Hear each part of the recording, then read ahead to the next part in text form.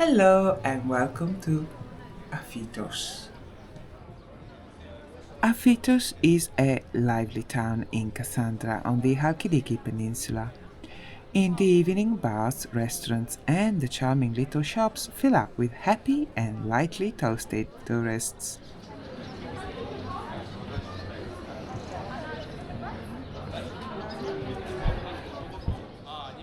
My name is Daniela and I make videos in English, Italian and Bulgarian. Link al video in italiano nel commento, link za bulgarski video v komentar. It can be a bit difficult to see past the tourist menus and souvenirs, but away from the busy center, it becomes easier to appreciate Afitos' traditional architecture and what it can tell us about the history and environment of the town. The traditional houses of Afitos are described as examples of 19th century Macedonian architecture, but I have seen similar looking houses and urban planning in coastal towns all over the eastern Mediterranean. This type of house and urban layout have their roots in the early Middle Ages and a time when the balance of power is shifting and coastal areas become targets for invasion and piracy. But let's have a look around. The houses have thick external walls, mostly made of the locally quarried limestone. The thick stone walls act as natural thermal insulation. They keep the home cool in the summer and warm in the winter. The ground floor was traditionally used for storage, so it was designed to keep an even temperature. The walls are made of stone and there are only few small windows. Commonly there was a kitchen and living area on the ground floor. Less wealthy families would use this area during the winter to save on fuel. Because of the natural insulation, a small kitchen fire was good enough for both cooking and heating. The upper floor was the main living space, and natural light and good ventilation took priority. The windows on this floor take advantage of natural light and create a natural airflow throughout the house. The balconies are also an important architectural feature. When the balcony doors are open, the house cools down faster, and the ventilation helps drying up moisture buildup. Balconies are also a place in between. On the balcony you are outside but still under the full protection of the house. From the balcony you have a good view of the road and across the rooftops to the sea. But at the same time you are not exposed to danger. Traditionally, in the summer, during the day, the window shutters are kept closed. This keeps the house cool. In the evening, the whole house is opened up to let the cool evening and night sea breezes refresh it.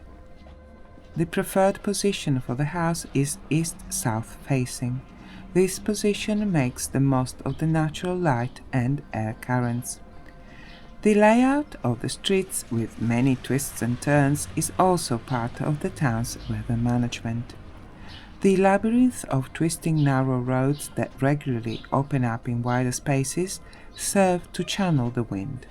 This layout is designed to weaken the strong winter winds, but at the same time let enough of the sea breezes through to take advantage of their cooling effect. By necessity, the choice of building material was eco-friendly, local limestone and local wood. Imported building materials were too expensive.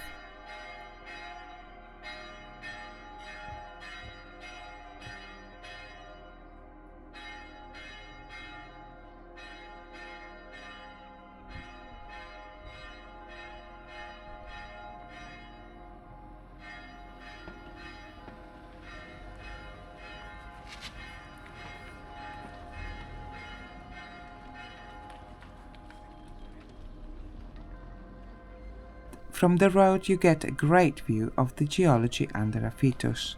You can spot the layers of limestone, the fractures in the limestone and the layers of sandy soil, where you can see early colonizing plants. Over time, wind and water erode the cliff, and the natural occurring acids in groundwater also help dissolve limestone, and they may trigger cave formation inside the hill. This will become interesting in a moment.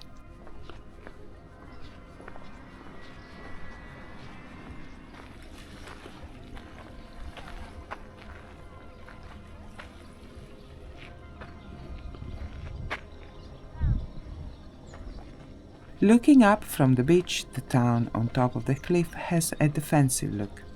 The houses seem to be looking out for trouble coming by sea. Earlier I pointed out that the town plan can be used to manage winds. It also works on people. Let's say that you and your companions land on the beach. After a steep climb, you reach the town. Your group is funneled down increasingly narrow streets and small squares until your group is forced to split and disperse into a maze of little winding streets with many blind corners. And these roads suddenly open up into a small square dominated by stone wall houses. If there are windows on the ground floor, these are small and have thick shutters, and the front doors are made of seasoned wood as thick as your arm. And you know that there could be a man ready to shoot at you from every one of those dark upper floor windows. Yes, you and your band of riders just walked into a deadly trap.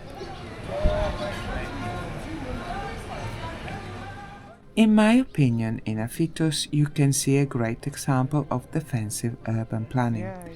This type of planning works for occasional attacks, but something else is needed if the town is often under attack. A local legend gives us a few clues. This fountain is at the bottom of the hill under Afytos, and according to the legend, inside the hill there was a secret kingdom. The townspeople hid in the secret kingdom when the enemy attacked the town. It is possible that the secret realm was a network of small caves formed by water erosion inside the limestone hill. From the legend I get the impression that Afytos was attacked many times and that the enemy did not stay. These elements make me think that the legend may be referring to pirates raiding the town. During one of these attacks, the king's daughter lost a ball of thread. The ball unraveled and landed in the fountain. The enemies noticed it and followed the thread to where the villagers were hiding and killed everyone.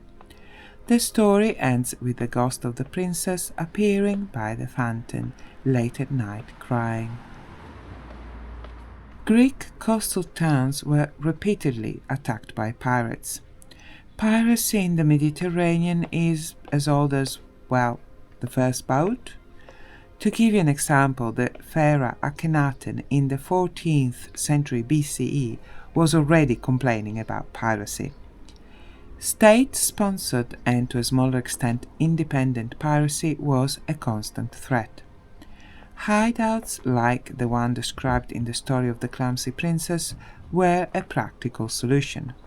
But in times of intense piracy this was not enough, and people from the coastal areas would move inland until the year pirate season was over.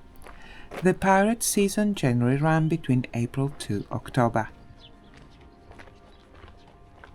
Nowadays the seasonal migration goes the other way. Many locals move from their hilltop village homes to the coast for the tourist season, roughly speaking, April to October.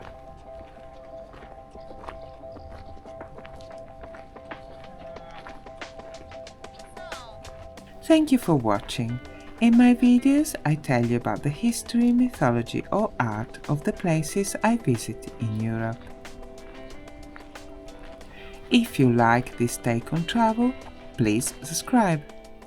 On this channel I publish videos in English, Italian and Bulgarian.